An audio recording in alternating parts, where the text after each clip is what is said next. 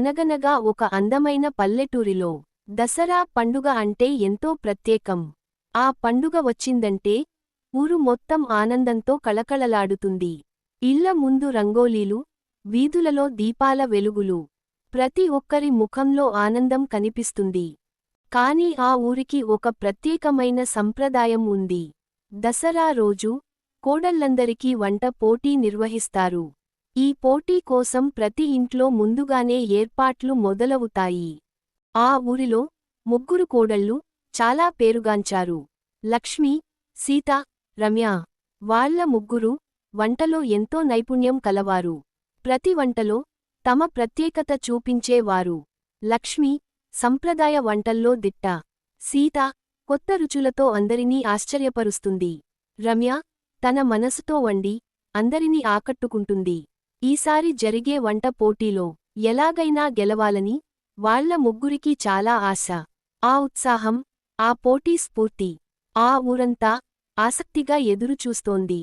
పోటీకి ముందు రోజు ఆ ముగ్గురు కోడళ్ల ఇళ్లలో పెద్దగా పనులు మొదలయ్యాయి.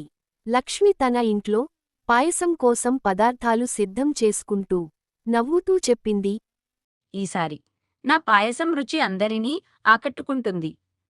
ఇంకొక వైపు సీత పులిహోర కోసం నువ్వులు వేస్తూ ఆత్మవిశ్వాసంగా అంది, నా వంటలో ఉన్న రుచి ఎవరికీ సాటిరాదు. ఈసారి నేనే గెలుస్తాను. రమ్య మాత్రం నిశ్శబ్దంగా గారెల కోసం పిండిని కలుపుతూ తనతోనే మెల్లగా అనుకుంది.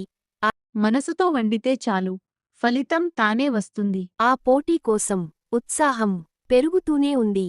పోటీ రోజు ఉదయం నుంచి ఊరంతా ఉత్సాహంగా మారిపోయింది. ప్రతి వీధిలో పండుగ సందడి కనిపిస్తోంది. అందరూ ఒకే చోట చేరి పోటీ ప్రారంభాన్ని ఆసక్తిగా చూస్తున్నారు. కోడళ్ళు తమ తమ పదార్థాలు తీసుకుని వంట మొదలుపెట్టారు. లక్ష్మి పులిహోర కలుపుతూ నవ్వుతూ అంది, నా వంట రుచి ఈసారి అందరినీ గెలుస్తుంది, చూద్దాం. సీత బొబ్బట్లు చేస్తూ ఆత్మవిశ్వాసంగా అంది. నా ప్రత్యేక రుచులు ఎవరికీ సాటిరావు. అందరూ చుట్టూ చేరి ఎవరెవరు ఏమి వండుతున్నారు అనేది ఆసక్తిగా చూస్తున్నారు. రమ్య మాత్రం నిశ్శబ్దంగా వంట చేస్తూ తనతోనే మెల్లగా అనుకుంది. మనసుతో వండితే చాలు, రుచి తానే వస్తుంది. ఆమె ఏమి చేస్తుందో అందరికీ అర్థం కాలేదు. రమ్య ఏం చేస్తుందో అర్థం కావడం లేదు. మరో కోడలు మెల్లగా అంది.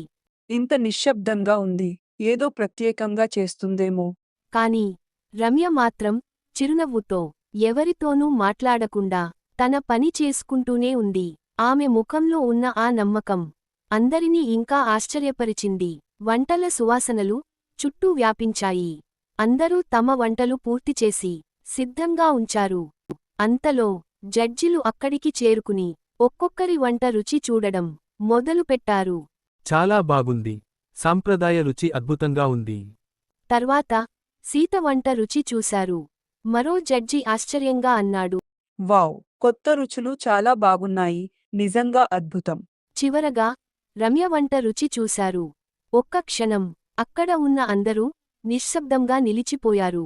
జడ్జిలు ఒకరికొకరు చూసుకున్నారు. వారిలో ఒకరు మెల్లగా అన్నారు, ఇది ఊహించని రుచి, చాలా అద్భుతం. మరో జడ్జి తల ఊపుతూ అన్నాడు. ఇంత మంచి రుచి చాలా అరుదు. జడ్జిలు కొంతసేపు ఆలోచించి ఫలితాన్ని ప్రకటించడానికి ముందుకు వచ్చారు. అక్కడ ఉన్న అందరూ ఉత్కంఠగా ఎదురుచూస్తున్నారు. జడ్జి గట్టిగా ప్రకటించారు. ఈసారి వంట పోటీలో విజేత రమ్య. అక్కడ ఉన్న అందరూ చప్పట్లతో మార్మోగిపోయారు. లక్ష్మి, సీత కూడా నవ్వుతూ రమ్యను అభినందించారు. అందరూ రమ్య దగ్గరకు వెళ్లి అడిగారు. నువ్వు ఇలా రుచిగా ఎలా వండగలిగావు? నేను వంట చేయడం నేర్చుకున్నది నా అమ్మ దగ్గరే. ఆ రోజు అందరూ ఒక విషయానికి నేర్చుకున్నారు. వంటలో అసలు రహస్యం పదార్థాలు కాదు, మనసు, ప్రేమ. దసరా పండుగ అందరికీ ఆనందాన్ని ఇచ్చింది. ఈ కథ మనకు చెప్పేది, మనసుతో చేసిన పని ఎప్పుడూ మంచి ఫలితం ఇస్తుంది. ఇలాంటి మరిన్ని కథల కోసం కింద ఉన్న సబ్స్క్రైబ్ బటన్ నొక్కండి.